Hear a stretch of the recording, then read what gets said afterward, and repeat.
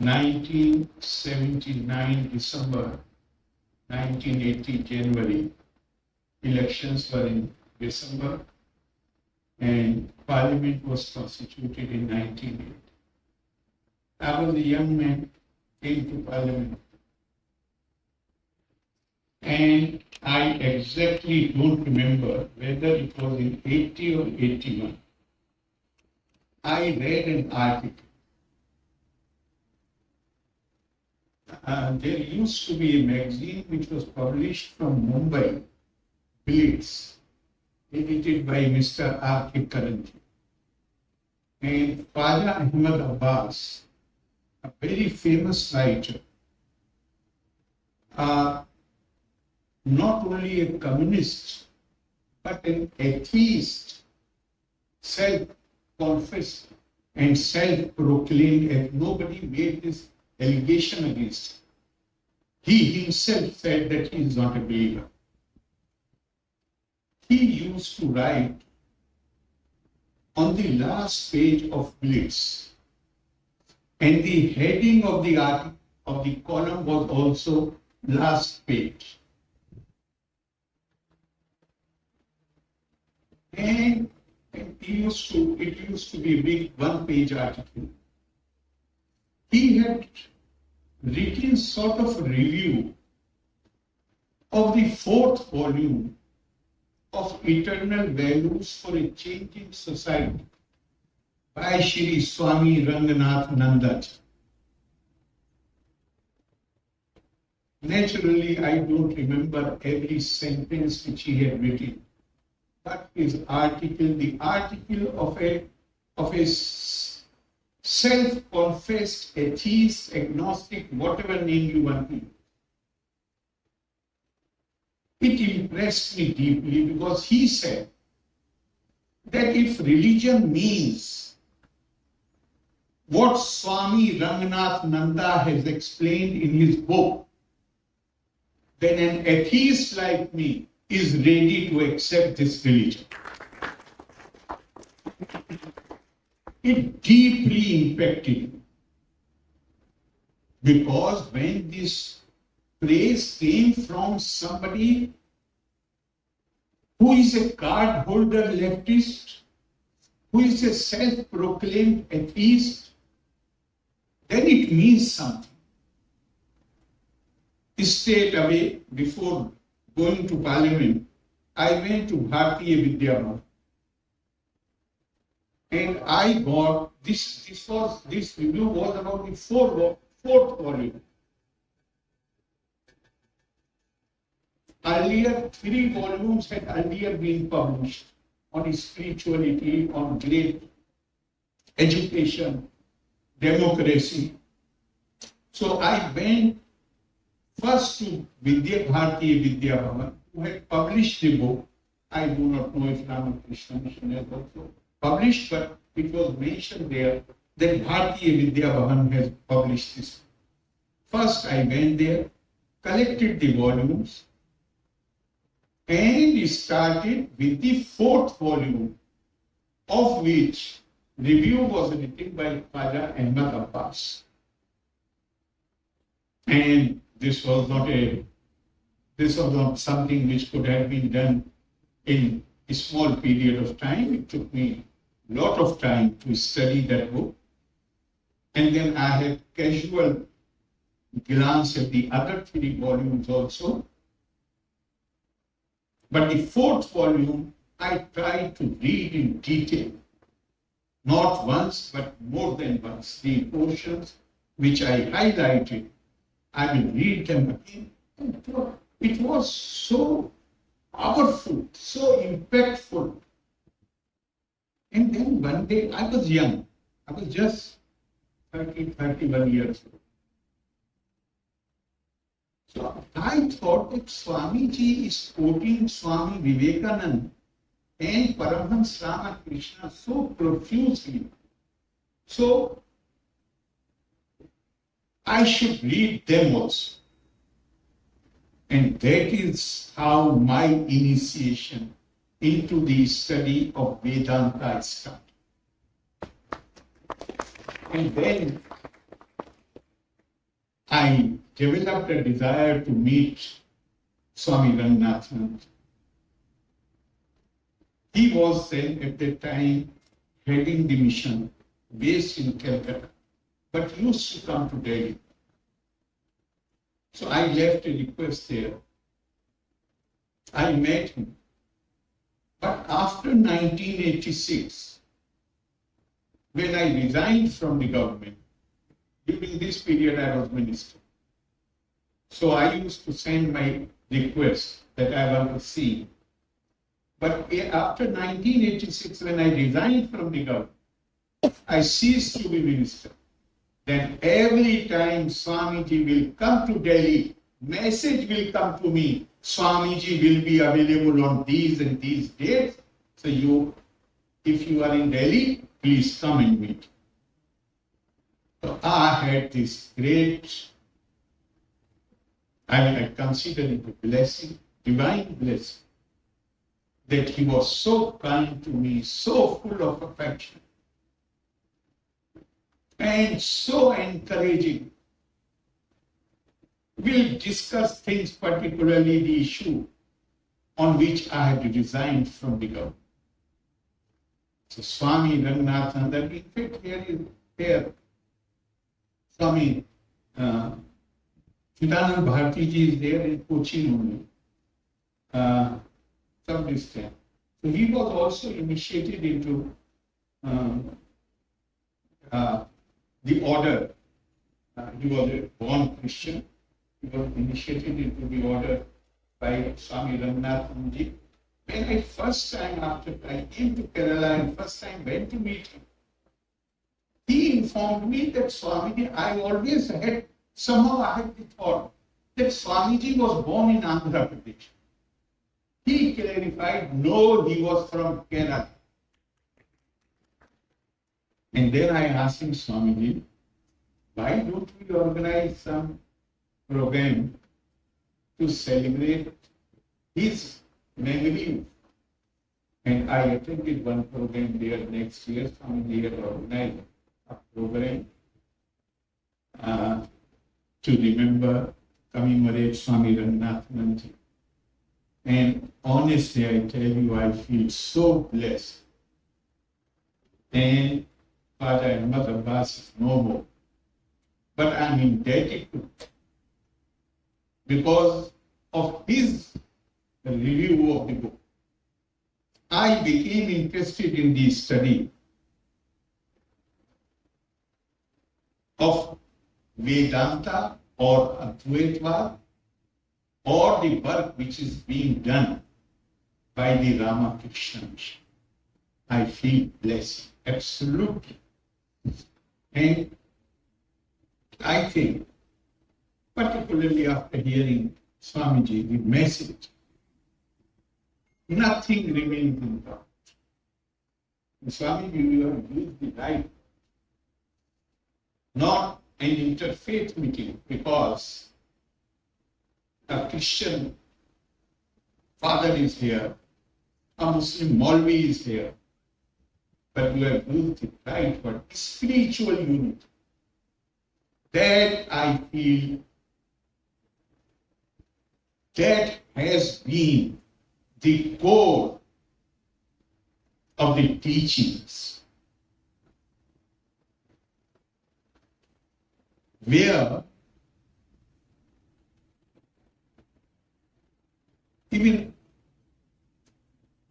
the greatest Indian ideal since ancient times, or to be more specific, the Sanatan idea is integration of personality. Ek Atmata, which reconciles an individual to her own self, to the society and the supreme spirit. Ek Atmata. World over civilizations were defined. And this is no criticism. We have no right to sit in judgment about anybody. This is only to understand things better. that I am giving this example. World over, civilizations were defined either by race or by language, by faith tradition, how a group of people, they offered their devotions to the deity in which they believe.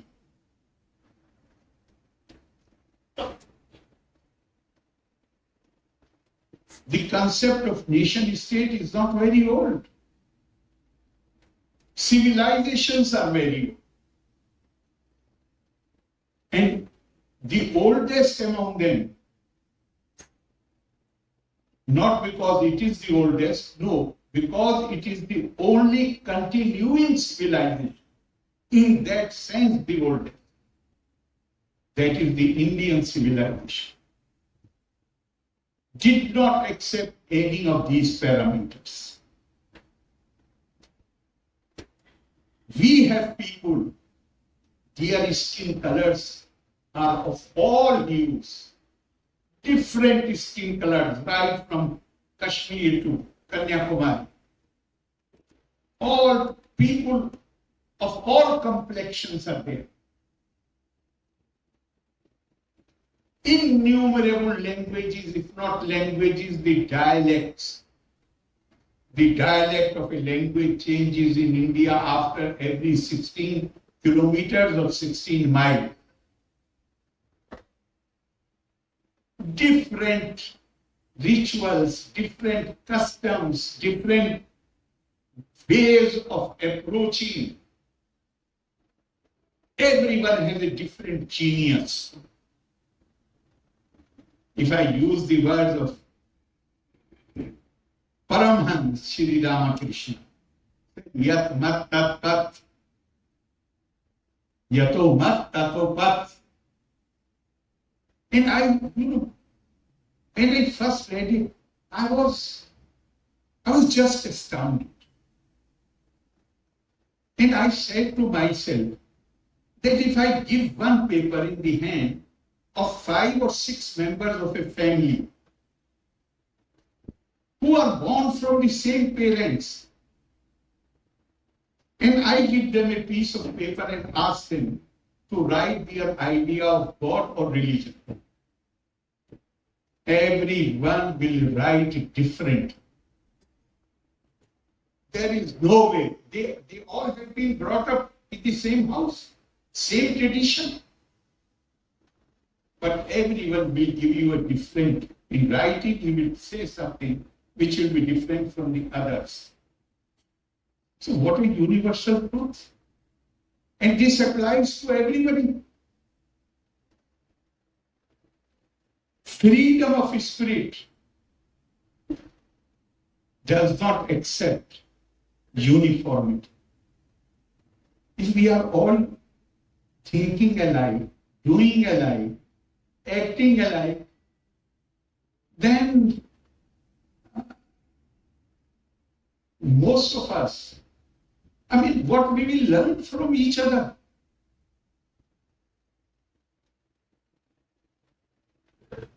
If you and me, we think alike, then one of us is redundant. And God does not create redundant things. We all have, the world over, the civilizations have been built because of the genius of the individuals and the striving by the collective. But for ideas, you need sometimes solitude to develop ideas. And this whole world goes on there.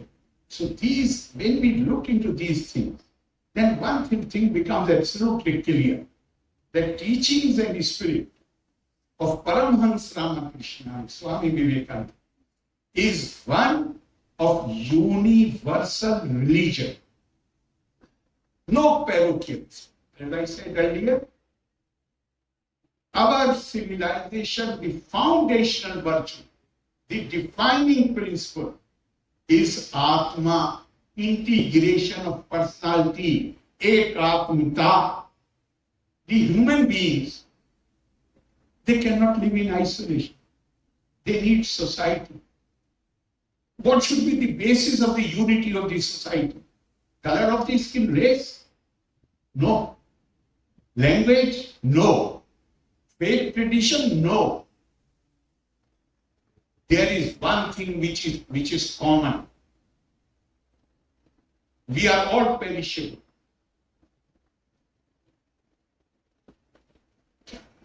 If I remember correctly, otherwise Swamiji will correct me. Samam pashyamihi sarvatra. And the last line is vinashyat swa vinashyantam ya pashyati sa pashyati.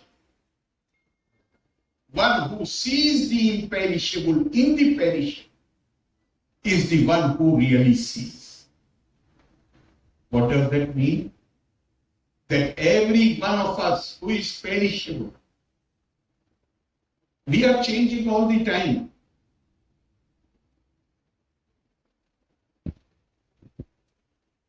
There is something in us which is imperishable. Na jayate miriyate va kadachi, naim bhutva bhavita vanam ajo nitya shashvatoyam puramu nahanyate hanyamani sharim. There is something in us, in each one of us, which does not take birth, which does not die, which is imperishable, which cannot be burned down, which cannot be drowned in water. It is imperishable. So our sages, our thought leaders, not now. Now the whole world is becoming pluralistic. Everybody is saying, talking about inclusiveness. Mankind is one family. Therefore, the diversities should not come in the way of unity.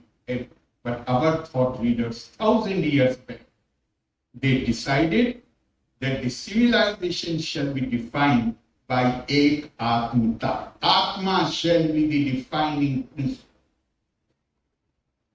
And that is what? Okay. So, I won't take a lot of time. I find it so powerful. And particularly when I'm speaking to the young crowd, I always refer to Swami Vivekananda, who said, he said, what is the purpose of life? Pursuit of happiness? Generally people believe that the purpose of life is pursuit of happiness. Then he says, if that is the summum and bonum of your, that is the purpose, whole aim of your life, then what will prevent you from making others unhappy to secure your own happiness? Who will prevent you? Nobody can do it. Then what people ask, then what according to Swami Vivekananda is the purpose of life? He said, purpose of life is pursuit of knowledge. Tapas swadhyaya militam, ever devoted to the pursuit of knowledge. Why knowledge? Because knowledge is something which gives you capability. You develop the capacity to see the underlying unity behind apparent diversities. What you did, each one of us who is sitting in who is attending this meeting, our faces are different. Our thinking may also be different. our responses to a particular situation may also be different. Then why we are sitting together? We are sitting together because these diversities, these differences are only superficial, apparent. And these differences do not last. My face did not look the same when I was 10 years old, when I was 20 years old, when I was 30 years old. It keeps changing. So, it is not this changing appearance which binds us together. It is that imperishable spirit inside us. We are all spiritually interlinked. This is what our thought leaders told us. Ekatmata. And more you read Swami Vivekananda. What Swami Vivekananda, I would put it like this. Indian culture civilization is an ancient phenomenon. And I have already told you, I do not claim that there were not other civilizations, but they perished. Indian civilization is a continuous civilization. If Paramhans symbolized the prachinta, the ancientness of our civilization and culture, Swami Vivekananda represented the dynamism, the Mrityunjayata of our civilization and our culture. He has not claimed any originality. Why his name evokes such positive feelings in the mind of every Indian? If he himself said that I have said nothing original, then why his name evokes such powerful feelings? Because he reinterpreted our ancient scriptures and classics in accordance with the requirements of the times in which we were living. And because we had failed to do that, if I don't have the exact word, but Swamiji has expressed his great sadness. He says the religion that you are practicing is found neither in Vedas, nor in Purans, nor in Bhakti, nor in Moksha. You have reduced the religion to don't touch it. He has used very strong words. Actually, the fact is the way we need to clean our body every day, and maybe in some places twice in 24 hours where there is more heat and humidity. You need to bathe twice. Similarly, howsoever precious your intellectual legacy may be, howsoever valuable it may be, if we don't keep reminding ourselves about the basic values of that legacy, then it gathers dust. Customs and rituals acquire the status of religion, whereas religion consists. First, religion is not the right translation of dharma, but I am using it in the proper sense of the term. And honestly, I have already taken a lot of time. I don't think in any of my experience in a month's time, since last more than, particularly since 86, how many years? More than almost 38, 39 years. I don't think you will find a single speech of mine without reference to Swami Vivekananda. Not a single speech anywhere without a reference to Swami Vivekananda. And when I think about Swami Vivekananda, I have absolutely no doubt in my mind that he personified, he was embodiment of what Bhagavan Krishna has said in Gita. And he was not only embodiment of that message. He wanted us Indians to realize that. And that is why he possibly, he felt so concerned, so anxious about us, that he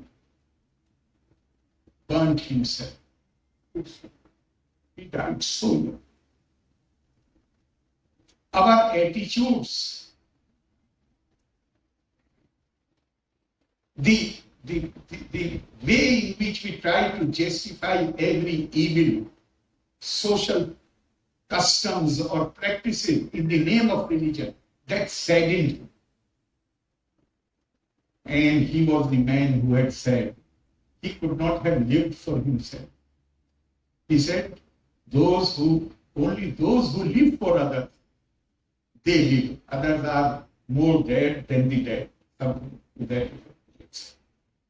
So what message he wanted? I think the most, if you want to convey what message to us Indians, and don't ever be under this mistaken impression that he was talking or addressing only us, the Indians. No. He wrote in his letter to Sister Nivedita, my mission is very simple. It can be put in simple words. I want to teach unto mankind their divinity. Not Indians. I want to teach unto mankind their divinity and its manifestation in all movements of life. For him, this is the unique contribution of Indian civilization, where humanity has been divinized and divinity has been humanized. He considered every being potentially divine. So I was saying that when I think about him, when I read him, and somebody asked me to describe him in few words, then these lines of Bhagavad Gita come to mind. Uddare atmana atman na atmanam afsadai. Atma eva hi atmana bandhu. Atma eva ripua. Bandhu atma atmana tatse yena atma eva atmana hita. Anatmana kushatrutve. Varteta atma eva shatruvat. He asked us to develop confidence, to have faith in ourselves, and to know that we are masters of our own destiny. Nobody from outside will improve our condition. And he says, as this shlok of the Gita, two shlokas of the Gita say that it is only through you only yourself are responsible for your growth, for the development of Atma. And you should not allow your Atma to be degraded. And you should know that it is you yourself who is the best friend of yourself. And you yourself are enemy of yourself. In which situation you became friend of yourself? When your Atma is, your Indriyas are totally under your control. Indriya Nigra. And when the Atma becomes your enemy? When it is Anatma. When you lose control over. I hope we will study Swami Vivekananda more. We will internalize his message, and then we will develop so much faith and confidence in our own capacity that his words will come true. And his words were, I am not a stargazer. I do not believe in making predictions about future. But one thing I see as clear as sunlight, that in India, that is Bharat Mata, with due awareness and enthroned with more glory than ever, then I am sure that that prophetic prediction soon will come true. You have taken more than the time allotted to me. I am sorry for that, but you have heard me with patience. Thank you very much. Loka samasta sukhino bhavantu.